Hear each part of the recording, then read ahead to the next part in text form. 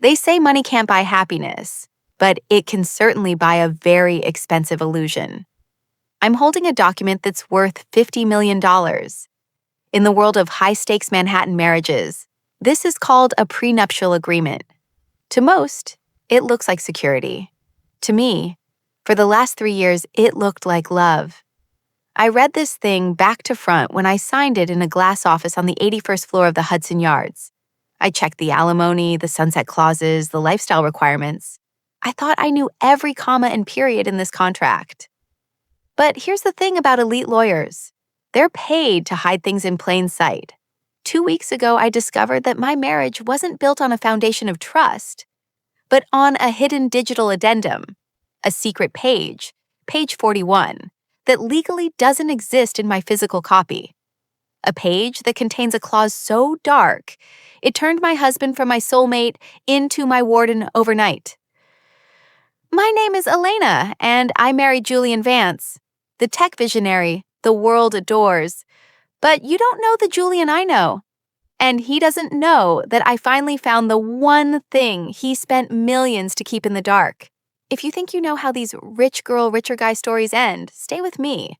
Because this isn't a divorce story, it's an escape mission. Let's go back. 4 years ago, I was a junior architect. I lived for blueprints and the smell of fresh concrete.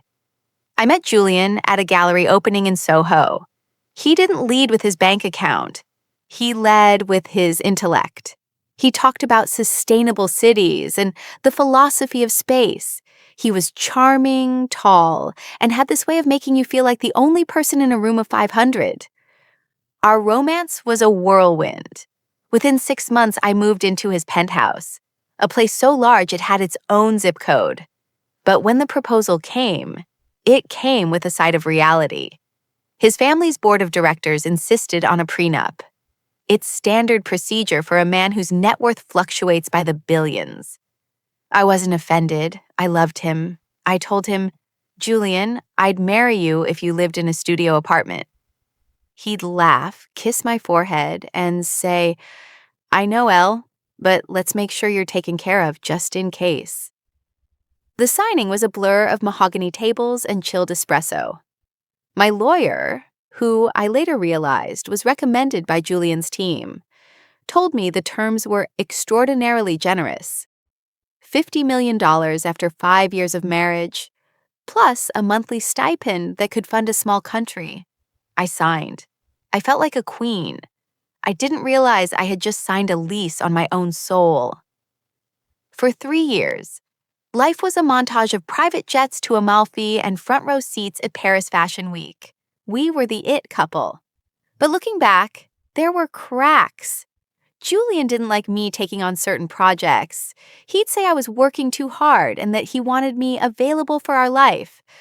Slowly, my world narrowed until it was just him, his house, and his rules.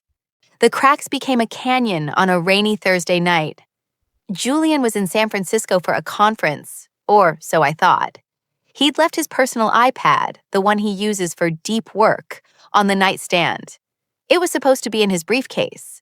Then a notification pinged. It wasn't a text, it was an automated alert from a secure server called Vault 9. The message read, biometric authentication required for page 41 access log. My heart skipped a beat. Page 41? I pulled my copy of the prenup from the safe. It ended on page 40. I checked the table of contents. Page 40. Final signatures and notary seal. There was no mention of a 41st page. I felt a cold sweat prickle my neck. In the legal world, if it's not on the table of contents, it's a ghost. I'm an architect. I'm trained to look for structural flaws. And this was a massive one. I spent the next 6 hours. 6 hours where I should have been sleeping, trying to get into that iPad. I tried his birthday, our anniversary, the date of his first IPO, nothing. Then I tried the coordinates of the place we first met. Bingo. The file opened, but it wasn't a PDF. It was a live monitor dashboard. It didn't just show a page of text. It showed a series of compliance triggers. My name was at the top. Next to it was a status bar in green that said, target compliant. No intervention necessary. I wasn't his wife, I was a target. And the secret page? It was the manual on how to break me if that green bar ever turned red. I couldn't breathe. I spent the next few days in a trance. I had to know what was on that page. I reached out to a contact from my college days, a guy named Marcus who specialized in digital forensics for high-profile clients. We met at a crowded Starbucks in Queens, somewhere Julian's drivers would never go. I gave Marcus the encrypted file name. 2 days later, he called me from a burner phone. "Elena," he said, his voice shaking. "This isn't just a prenup. This is a behavioral contract. I've never seen anything like it. It's tied to a private medical facility in Switzerland." My blood turned to ice. He sent me a decrypted snippet. The secret page, the one Julian didn't want me to see, stipulated that upon signing the main agreement, I had unwittingly consented to a series of psychological evaluations conducted by a private firm.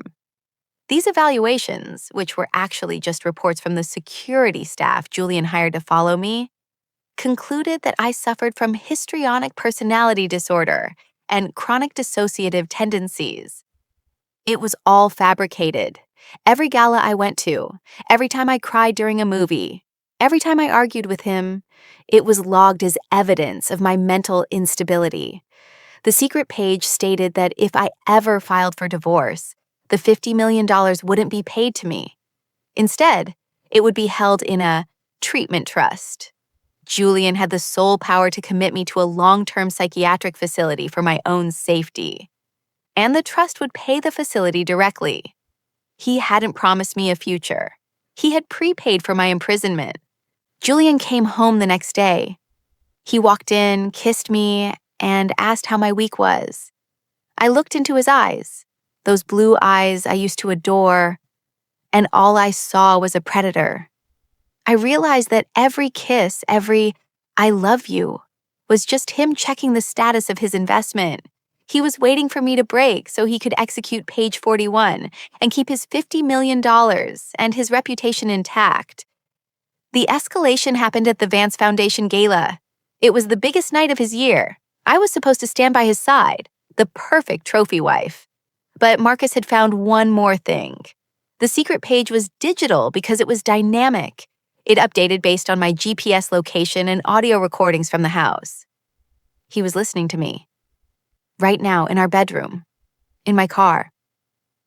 I knew I couldn't just leave. If I ran, he'd trigger the emergency psychiatric intervention clause and have me picked up by his private security before I hit the state line. I had to play the long game. During the gala, while he was on stage giving a speech about transparency and technology, I went to the server room of the hotel. I didn't need to steal money. I needed to upload a virus to his private cloud, the one Marcus built for me. As Julian reached the climax of his speech, his iPad, the one connected to the teleprompter, glitched. Instead of his speech, page 41 started scrolling for the entire room of investors and journalists to see. The mental instability logs, the intervention clauses, the treatment trust. The silence in that ballroom was the loudest thing I've ever heard. The fallout was nuclear. You probably saw the headlines. Tech Titan's dark marriage secret. Julian tried to claim he was hacked, that the documents were fakes. But once the door is opened, you can't close it. The board of directors forced him out within 48 hours. Not because they cared about me, but because psychotic husband is a bad look for a stock price. I didn't take the $50 million. Taking his money would have kept me tied to his lawyers for the next decade. I took something better. I took my freedom and a settlement that ensures he can never come within 1,000 miles of me. I live in a small town now, far from the skyscrapers of New York. I'm back to being an architect, designing small houses for people who actually want to live in them, not hide in them. People ask me if I regret marrying him. Sometimes I do, but then I remember that I'm one of the lucky ones. I found the secret page before it was too late. Most people in my world are still living on page 40, smiling for the cameras, never realizing that the person sleeping next to them has already written the ending to their story. So if you're ever asked to sign something that seems too good to be true, check the page numbers. And if there's a gap, run.